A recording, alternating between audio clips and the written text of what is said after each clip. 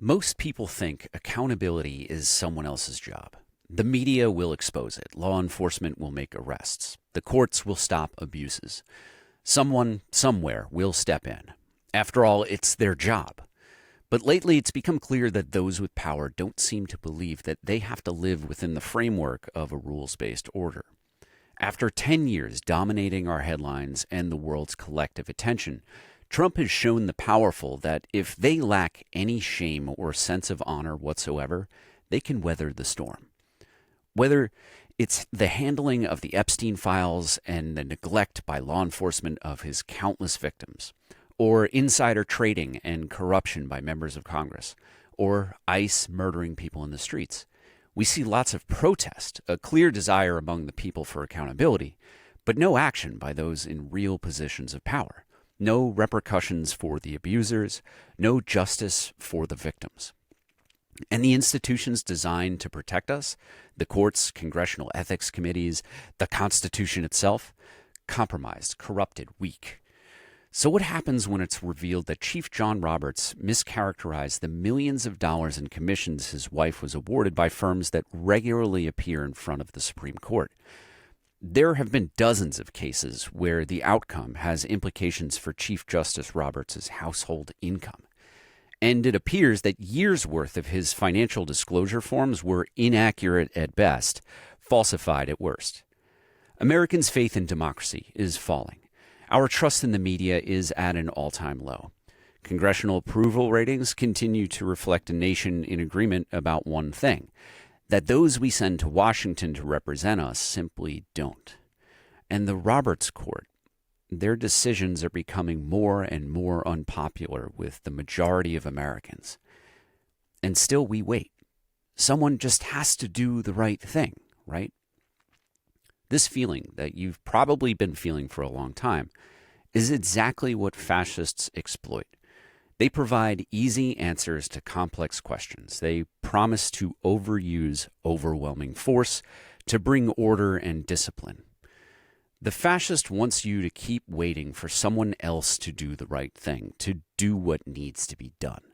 They want you to continue to believe that you need to hand your agency to someone else, to act on your behalf.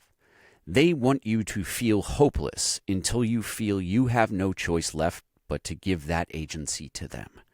At least they'll do something, right? You don't need to wait for someone else to do something. The reality is, you don't need permission to push back. Not from the media, not from the government, not from the courts. You have more power than you realize through your voice, your organizing, and the pressure that you can apply. Accountability doesn't start at the top. It starts with people who are willing to demand it and take action to see it done. And when you're presented an obstacle, you need to find a way over or through it. That's what this conversation is about. Chris Armitage is an Air Force veteran who served in Iraq and Afghanistan. He did law enforcement for most of his time in uniform. He has degrees in criminal justice, psychology, and homeland security.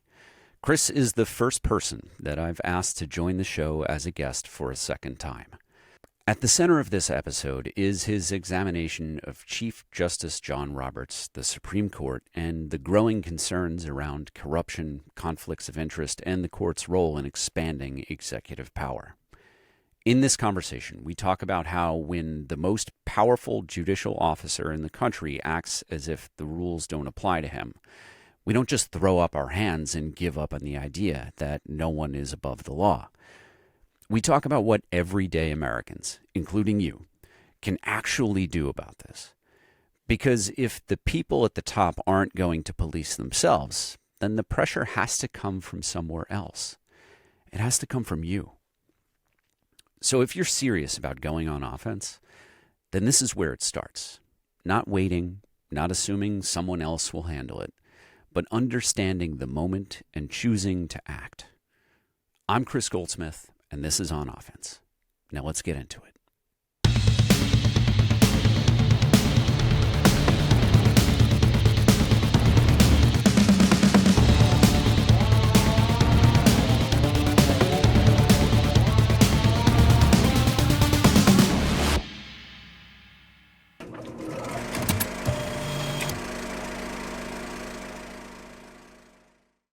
Chris Armitage, you are our first repeat guest, so welcome back. And with you, I'm pretty sure we're maintaining like a 30% average of having Chris with the C as a guest on all episodes. So thanks for coming back. I really am excited to talk to you about your super viral Substack post where you're talking about Chief Justice John Roberts. And it seems to be getting a tremendous reaction. I imagine you've got a ton more subscribers because you're talking about accountability for the man whose chief responsibility is ostensibly accountability. So tell us what John Roberts has been up to and what you think should be done about it. Well, it's interesting because some people have shared it and called it breaking. But so I didn't find something that hasn't been in the public record. Over the last 20 years, John Roberts has been claiming he at different points omitted his wife's income. Then he, for 16 of the last 20 years, was claiming it as salary rather than commission. And then there were several years where he just wasn't disclosing an ownership stake that he and his wife had. So basically their household has been paid at least 10, you could fairly estimate 20 million based on the years that they weren't disclosing it in income coming into their households. Now, normally that wouldn't be a big deal, except by the law, by the statutes and the law that are relevant, especially USC 18, US Code 18, that I think it's 18-1001, but there's a couple of them, that they need to, if the outcome of a case would have an impact on their household income, then they need to recuse themselves. Well, his wife has been representing these organizations, these law firms, being paid millions of dollars a year by them, over 500 cases over the last 20 years that John Roberts, by the letter of the law, should have recused himself from. And so I filed for his disbarment over this because you can find instances where this exact same situation happened with judges on the federal court system, and they recused themselves and they were fine, or they didn't recuse themselves and there were disciplinary actions taken. So there's no debate about this. He didn't disclose income coming into his house. He's been doing it for 20 years. Several times over the last decade, there were whistleblowers who actually went to Congress to tell them about this. But over the maelstrom of the last decade, the stories just fell down the media cycle. And so what I did was I followed the whole breadcrumb trail and said, here's everything that we've actually known, but here's it all together. Yeah. So I think what I like about your writing so much is that you take a layperson's breadcrumb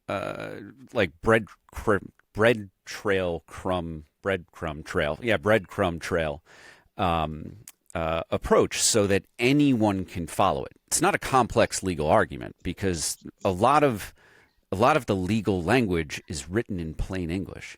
I think as a culture, we defer to judges, we defer to lawyers as if they speak a completely different language and we, the peons, just don't understand.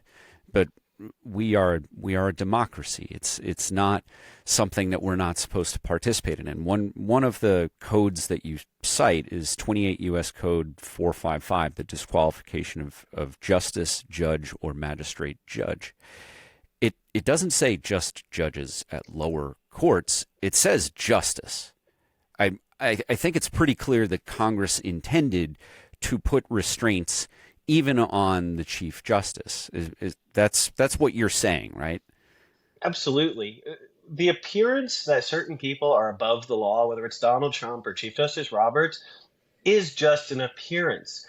There's no law, statute, constitutional amendment that says that a Supreme Court justice is above the law or that they're allowed to accept money. Well, they did make it so that gratuities are legal at the federal level. They didn't make it so that your spouse can be paid 10, 20, maybe more $1 million, and then their clients go in front of you.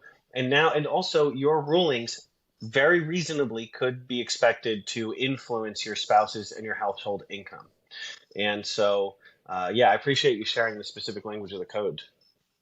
So Chief Justice Roberts' wife is basically a white glove recruiter, a headhunter for white glove law firms, where the people that she's bringing in make multi-million dollar salaries in their first year, right? Am I understanding what she does correctly? Absolutely. So she is packing these tremendous law firms with her clients, and then those clients, those firms, are handling cases that go before her husband in the Yeah, the highest people court. she works with, the people she works with directly. So she works with these law firms, and she says, "I'm going to get you people to be members of your firm, and then they're going to go bring your cases before my husband." So I think I don't know if I read it in your piece or an off link that you linked to in your piece, but the salaries for some of these folks can be as high as $3 million a year in their first year in a private firm, and these are often government lawyers, government employees who are moving into the private sector. So I think that people should extrapolate from that. If someone is making a $3 million salary, that must mean that their work is bringing in far more than that, right? So the issues that are going before the court, before her husband, must be of tremendous value, right? That's a really good point, and I actually think it ties in with one of the, I'd say, the most quiet forms of corruption in our political system, which is we are going to help you get jobs, influence peddling. We're going to put you in Mm-hmm. positions that after you leave, you don't want to sever these ties. You're going to make millions of dollars a year. Just don't get on our bad side, even if you don't like us. And then once they go there, then they're making sure that they earn these clients. And a lot of this is conservative organizations, by the way, hostile foreign nations. They funnel money into long shot cases. You can look at it with Roe versus Wade, that how many millions of dollars per year were being spent and being funneled to these lawyers for them to bring long shot cases before the Supreme Court, giving millions of dollars. So that they're very, I mean, even if it's not a profit incentive in the sense that somebody is selling a product that's big tobacco or something, although certainly there are those cases, a lot of it is just the financial incentive of working for evil people who are trying to destroy our democracy. And so they Mm-hmm. find insidious ways to make sure that these organizations like the Federalist Society are very well funded. So a piece that you wrote a few months ago was about another justice and how they may have violated some laws in Virginia. Could you talk about that a bit? Because I think that a lot of folks, it is like an alien idea to hold a chief justice or a justice accountable for anything. Are you saying that a federal judge or a justice can be held accountable by the state of Virginia for breaking their laws? I'm saying that if you don't believe that in a free and fair country that everybody is held under the same rule of law and to the same standard regardless of their position, then you don't believe in America. Go find another country if you think that your title, position, appointment, or authority makes you set to a different set of rules than every other American. And obviously you don't mean that, but I'm saying that to anyone who would watch this and feel that way is like that. I mean, I'm smiling, but also I'm mad, but sometimes I smile when I'm mad. But but it's ridiculous, the idea that so many people implicitly assume, and it's people we agree with. We agree Yep. with it, but it's been so deeply ingrained that people say, well, we can't. He's on the Supreme Court. We can't. He filed. Sure, he illegally filed paperwork, and we have other cases where we can say that's when we say precedent. There have been people who did the exact same thing, and this is the consequence they faced. So it would be fair for you to have the same consequence regardless of what your job title is, who your employer is, what your job title is, who the hell decided you won a popularity contest. Doesn't mean that you get to play by a different set of rules. And if it does mean that, then we don't live in a free and fair country, and we need to fix it. So what's going on with Justice Thomas? What Oh, was the so when he was helping his mother get a house, this is part of that whole Harlan Crow scandal. That's a lot of this justice stuff, by the way, that I bring up, especially with the Supreme Court justices. This is public record stuff. What I do is just look at the criminal statute. So Harlan Crow helped him get a house for his mother. He inflated the value of it. It follows a really specific trend of criminal actions and intent through the process that just don't happen accidentally, especially if you're on the Supreme Court of the United States. There's a little bit of a presumption you might know the law or that you would be able to engage with it in good faith. you shouldn't get more leeway, you should get less. So, but this is, it's like cops being expected to police themselves, right? Well, judges aren't going to police themselves very effectively either. So, yeah, what I did, it's great that you brought up the Harlan Crow and Justice Thomas thing, because in both of these cases, I looked at the public record, I looked at scandals that show impropriety with really material factual evidence in the public record, and then I just explore state and federal criminal statutes, usually state because the federal government is fully captured. We're just not going to be able to get the Hmm. Department of Justice to do anything against a Republican. But at the state level, there's something called dual sovereignty doctrine. That means that states have standing. They have full permission to enforce their own laws. That's why you can't be charged for the same crime twice, except you kind of can. If you murder somebody, the state and the federal government both have they're both allowed to charge you and prosecute you and even punish you separately. So when it comes to trying to get John Roberts disbarred, it is something that looks right, but is it really possible? Absolutely. Every organization, every human is subject to the power of influence. Now, will this specific action work? It very well could. The DC bar is more inclined to be friendly to justice and reality than, say, the Florida bar, right? And so, we have a lot of great attorneys reaching out on this, so many members of the public. There's talk about maybe a few sitting members of the House of Representatives sending a letter to the DC bar as well. And I mean, these are influential people who are saying, look, we support you until you show that you're going to, if somebody just factually breaks the rules, we expect them to be enforced regardless of their position. Now, John Roberts can stay on the Supreme Court if he's disbarred, but the Hmm. point is we have an obligation, if we want to reinstate the rule of law, to enforce the rule of law and to enforce rules and to make it very clear. The thing is, there's a difference between symbolism and actually taking away somebody's bar certification. This is a historic moment. Very literally could be in the history books. John Roberts, if we can get him disbarred, it will be in history books that a sitting U.S. Supreme Court justice was disbarred. And it's like the 4 minute mile. Hmm. Everybody's fighting for these moments of justice and accountability among powerful people. And once one person does it, 50 years ago, they said it was impossible, 60, 70 now, maybe. And there are middle schoolers who can break a 4 minute mile. And that is what we're talking about with justice and accountability. That I used to be a cross country and a mid distance runner, so the 4 minute mile is something that I really resonates with me. Nice. I saw you light up. Never came close, but that 400 was a brutal race, and running four of those back to back is not not something No, I it's the toughest. ever That takes wanted a to lot of try to grit. do. So I I'm wondering if and I know a lot of the answers to the questions I'm asking. This is one I genuinely don't know. Have you spoken to the office of Jamie Raskin? Because I see him as one of the most efficient and effective communicators when it comes to constitutional law, and I mean he is a professor of constitutional law, so that helps.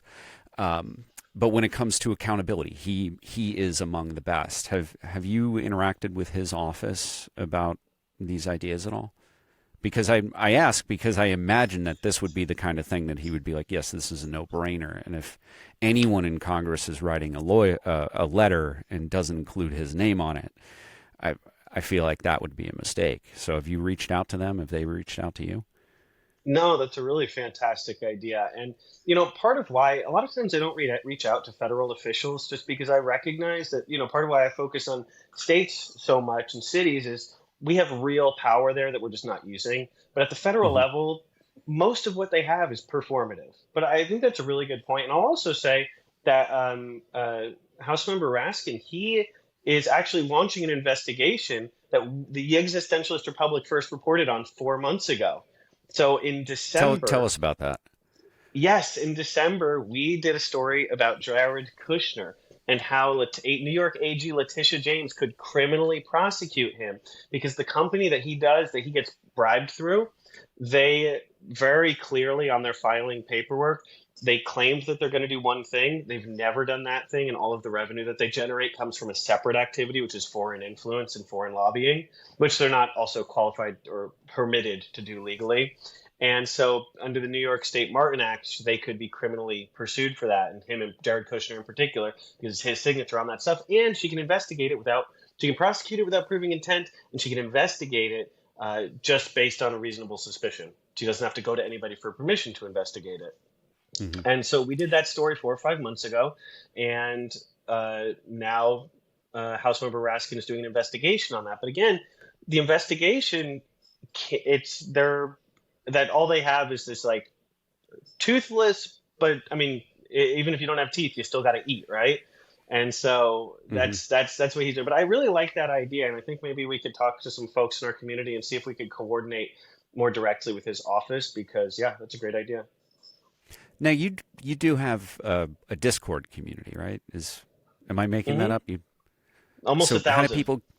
How do people get involved in that? So we're going to open it back up in the next few weeks. What we did, we realized pretty quickly that I just wanted it to be totally open, and then almost 1,000 people joined, and then we started dealing with we need to bad faith actors, and yes, exactly that, and everything from bad faith actors to it is a lot tougher to form things with such a broad number of people involved. And so what we're doing is, as a community, we're taking a beat and we're forming different committees. I really want a flat hierarchical structure. I don't want it to be me leading a Discord, because a man can be killed. A man can be anything. But when you bring ideas, you empower people, you train them, you educate them, and educate, activate, recruit, repeat. That's the heart of what we do. And also the ability to be an independent activist, because there's no bottlenecks if you're able to do it on your own. And and for folks who are listening who don't know what Discord is like, if you're familiar with Slack, kind of a workplace communications platform. Discord is a little more open. It's a little more accessible. People use it for communicating, over gaming, or communicating around celebrities and pop culture, right? So folks who may not know what we're talking about, I just want to give them that bit of context for what Discord is. So I'm sorry to interrupt you.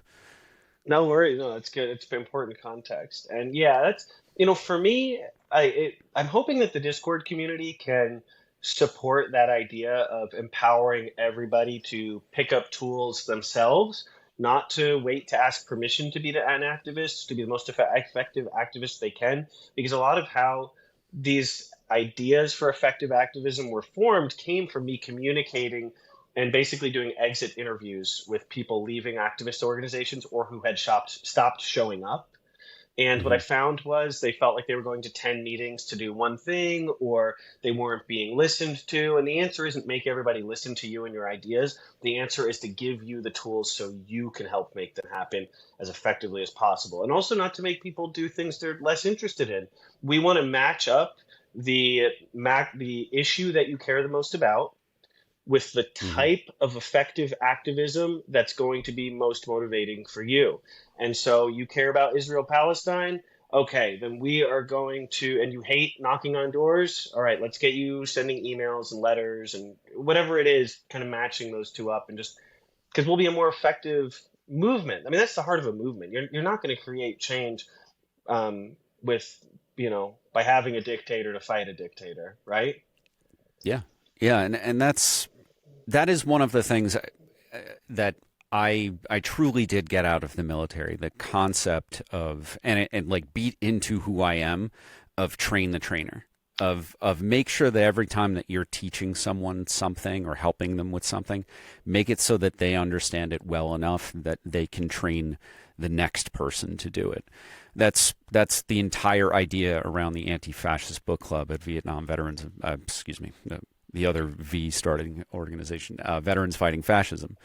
The goal is to make it so no one needs a Kris Goldsmith anymore. Like I put the instructions on the website so anyone can download them. They can be a local leader, starting with a few pieces of paper that you can print out and a list of books. That is why I think that people should subscribe to your Substack, because it doesn't just. I think over the last 10 years, we've seen so much of this kind of like hashtag resistance bullshit that annoys the hell out of me, of like, rally to do XYZ, but it's like rallying to do nothing. Rally to say no. Like there aren't real actions. Whereas the Existentialist Republic, it does say like, hey, here's the statute. You can go talk to your member of Congress, your attorney general, your district attorney, and just say like, hey, as your constituent, I think it'd be a good idea if you pursued this. So for folks who might be in Jamie Raskin's district, rather than wait on Chris Armitage to go reach out across the country to a member of Congress that doesn't represent him, like maybe you should just check out his Substack and request a meeting with the local office, or his office in DC if you're within driving distance. I love that so much. I'm not his constituent. I want him to hear from his constituents, because also you actually matter more to him than I do, as it should be. Mm-hmm. Yeah. Yeah. So what's the plan with the potential disbarment of Roberts? You reach out to the DC bar, you petition the DC bar. Can you tell us how that works? Yeah, you send. So also you don't have to be an attorney, by the way. So anybody who just wants to send, you can find the article, and at the Existentialist Republic, you can cite what's in the article, which are the specific statutes quoted and his actions and how they specifically relate to violating those ethics standards for the DC bar. So people send in their letters, emails, see if we can show up in person even, or wherever we can apply pressure, and they do their own investigation and render disciplinary action, or they do nothing. And we will be doing follow-ups with them to ask about the status of it. And if he gets disbarred or some sort of disciplinary action follows, then we will be looking at, even if he doesn't, we're looking at if there's any routes for criminal prosecution or criminal referrals. We're working on quite a few prosecution memos. Now, normally a prosecutor, a district attorney, they would be doing the prosecution memo, and prior to a prosecution memo, that's so the prosecution memo is their referral saying, hey, attorney general, district attorney, this is the information, and this is our conclusion based on the evidence we have of whether or not we should actually charge this person. Now, normally when you do a prosecution memo, you would be able to do wiretaps or discovery, get documents. We don't have that option as the public, but what we're doing as Existentialist Republic readers and folks who are attorneys and just enthusiastic amateurs is putting together publicly available evidence, looking at state and federal law, where it matches, where it violates, and then submitting that to county prosecutors, district attorneys, state attorney generals, and governors and mayors, and saying, we have evidence here that somebody broke the law. There is no law, amendment, statute, or anything that says they cannot be prosecuted. And also on our Doge articles about the 350 million people 350 million cases against Doge criminally, we actually gave people information that they could go to file police reports. So over 1,000 people, over 1,000 police reports, state attorney general criminal recommendations, governor criminal recommendation referrals. You ask them to send it to the AG. Over 1,000 of those. I mean, it was 1,000 once we did the follow-up article, so it might be 1,500 now. People are actually filing police reports based off this work. Can you explain that one a little more? I don't think that I read that article. Oh, absolutely. I'm happy to. So what's cool about that case of all these people going into Doge and likely selling our information, by the way, but the way that the way that jurisdiction is determined for the vast majority of online criminal activity is you prosecute it in the victim's jurisdiction. So that provides a unique opportunity for prosecution because that means everyone with a social security number has standing. Because in most Hmm. states, you have standing under if you're, fraud, online fraud, identity theft, improper handling of data that you're entrusted with. That is in you have standing if your information was in the bundle that was mishandled or potentially Hmm. sold. Because I think if we do more investigation on that, we're going to find that a lot of bad actors and financial transactions were likely involved. But you have standing because you have a social security number because that was your information that was improperly handled and potentially stolen. We don't have to prove damages. That is another factor with the online criminal statutes. Is usually if it's an online crime, you are a victim, you have standing, even if we can't say your bank account got emptied and it was definitely because of what Doge did. We don't Hmm. even have to be certain about what happened to your data. So, with the Doge prosecutions, we say every single county prosecutor, every single police station, everywhere where somebody has a social security number, they can go file a police report. They can go to their county district attorney, whichever one, county prosecutor, district attorney. They can go to their state AG. They can go to their governor, and they have the evidence that they are the victim of a crime that is not being prosecuted for political reasons. And guess what? In every single bar association, and in most states, there are statutes explicitly saying if you have evidence given to you of a crime, you shall investigate it as a prosecutor, or you shall pass it along to the attorney general, or you shall Hmm. pass it along to the county prosecutor if you're a police officer. There's no may about it. I wish I could remember her name on the spot. There is a creator who now sells T-shirts saying "Be a menace," and as you're talking about this, about 1,000 different jurisdictions going after Doge, I'm taking a lot of joy in the idea of being a legal menace. Of like you're on the side of right? You're following the law. You're just asking for the logical conclusion to laws that are written in plain English of saying like nobody's immune, nobody's above the law, no one's untouchable. You just need to follow it. And I take a lot of pleasure in seeing justice dealt that way. I mean, the organization that I started to hunt neo Nazis, that was the whole thing. None of us were lawyers. We were just people who Googled. like we furious Googling, gather evidence of a bunch of stuff that looks plainly like criminality to me. Like, I don't know the statutes in Spokane, Washington, but I'm pretty sure I can Google my way there. Right. So Yep. we like looked at Patriot Front. A real example here. We looked at Patriot Front.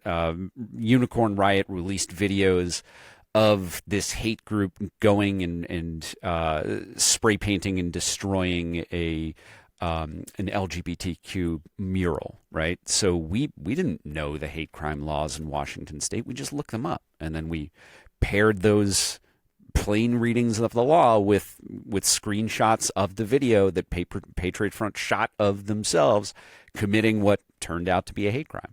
It took some time and it took some pressure, but once you give the opportunity for law enforcement to respond, and then you give evidence of you reaching out to law enforcement to your local press, or in the case of this, the local press in Washington State, and say like, hey, we're trying to just simply get this district attorney to do the thing, and they're not doing it. And then you don't even have to do the next step because the local community gets agitated. They say, hey, clearly you have evidence of a hate crime happening. Why aren't you doing anything about it? You identified the perpetrator by name. Like, here's a photo of them doing it. Why aren't you taking action? So Yeah. everything that you're laying out here is far easier than I think that most people might assume. It I it want to add really a doesn't. layer too. Go I ahead. want Go to ahead. add a layer. Drop it on people's doors. Forget about the newspapers. They're all owned by billionaires anyway. Put it on all your neighbors' doors. Hey, hate crime committed. We submitted a police report. We sent it to the DA. This is their name. They don't care that people hate crimes are being committed. You think they're a good old Democrat and they're just refusing to do anything about it. And here's their phone Mhm. number and here's their email address. And that's, I mean, Camus, the underground, letters from, the underground and the different stuff he did, in Nazi occupied France. He was just, let's get the information directly to the people and give them the tools. So I love that so much that you guys did that. Or that, well, not Yeah. that you went to the newspapers, but I'm saying also bring it to the people also. Yeah. Yeah, and the local anti-fascists, that is like their MO. Anytime that a neo-Nazi is identified unmasked in their neighborhood, they put up signs at bus stops. They put up signs, out like little posters, print out things that you staple to a telephone pole. Those methods of communication, of rallying communities to take action, are, I think, really underused in the age of social media. Sure, social media has its reach, but when you need the action to be local, putting up a poster at a bus stop where people are going to be a captive audience, there's a ton of value in that. Yeah, I completely agree. And I mean, I think that's our greatest tool against fascism is our neighborhoods, because the internet, part of how it's created this radicalized environment is all your friends can be people who are engaged in your same confirmation bias, and they can be all over the world, and half of them be Russian bots. But if you just on all your neighbors, half of them might think you're the crazy liberal on the street, but you just keep putting facts on their windshield, facts on their door, facts knocking at the door to talk to him about it. Like, hey, have you heard the good word about democracy? Have you heard about Hmm. organized labor? We're going to start a neighborhood union and we're not going to file a damn single piece of paperwork to do it. And we're going to organize actions and, it's good stuff to be done. And that's where it happens. So, historian Tad Sturmer, who was also a guest on the show, today he published a video where he used the phrase, in the context of talking about law enforcement, "Your duty is to your community," which, although it was in the context of like what law enforcement should be doing and how they should be going about their job, I'm I think that's going to be my next tattoo. Like that idea of your duty being to your community is just so resonant and so important. And as people, I'm a national person, right? I've been doing national policy forever. So I feel like a hypocrite when I say it, but people shouldn't always be focused on the fascism coming from DC. They should be focused on the fascism in their backyard, because when it's hitting your school board or when it's coming for your local library, that's where you can be most effective. Like the person listening to this or watching this show, it's your local library that you can protect. You can't stop Donald Trump from doing shit, like not alone. But you and a small handful of friends or like-minded folks in your local community, you can make a real difference where it counts, and it impacts your life much more. Yeah. And I'll take that a step further even. We can you fight back against fascism by creating universal health care in our city or in our state by uh, funding our education system through non-tax revenue streams, by having public banking that can give loans for public works projects so that we can actually have effective functioning government that protects the rights of humans and all the different communities, make sure that people are taken care of at the state and city level. We can do those things, and it's how we fight back, because we don't have a lot of power in DC. We really don't. But in your city, in your state, it's not just about protecting. I mean, you protect your public libraries, but also we can, whatever you want it to be, like de-arm police. Go for it. Convince all your neighbors. Whatever. I know that people like, what? But I'm like, no, go ahead, do it. Just can you convince 1,000 people in your town that police shouldn't have guns? I'm for that. I mean, I like, I mean, I'm pretty pro gun actually, but I don't like cops having guns. Yeah, So no, to give you a wonky take. I mean, I have had a police. The first time that I was swatted, I had a police officer point a suppressed AR-15 at my face, like that. That was that was not pleasant. So you're not selling an idea that sounds completely alien to me. I think that if more Americans had experienced something like that in the middle of the night, they might be open to the idea of not arming police, especially to that extent. So Chris Armitage, we had to do like a rocket of an episode. Thank you so much for joining me. Please tell me how people can read your writings, how they can follow you, and how they can support your work. The Existentialist Republic. That's on Substack. That's the publication. There's also the existentialistrepublic.com where you can buy, I think we have around a dozen booklets and several books and some merch.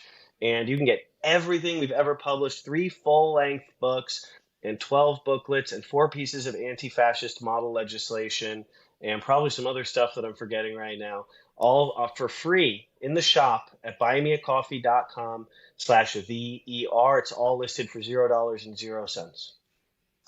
Awesome. Thanks so much, brother. And thank you for being my first repeat guest. I'm sure I'll have you back.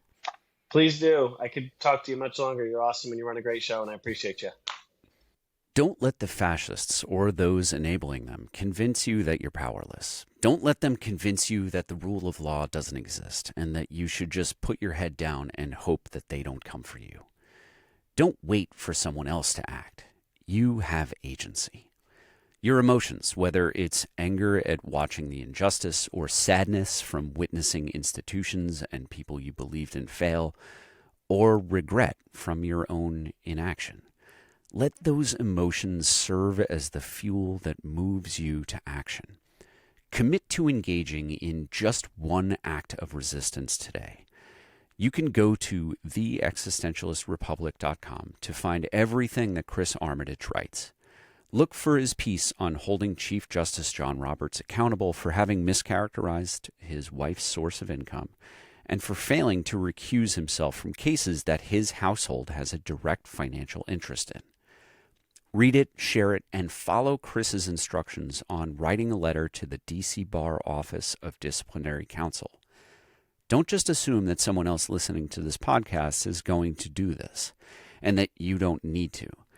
Our power is in our collective action. Remember where we started this episode. Most people think accountability is someone else's job. It's not. It's your job. Now you need to do it. Check the show notes for a direct link.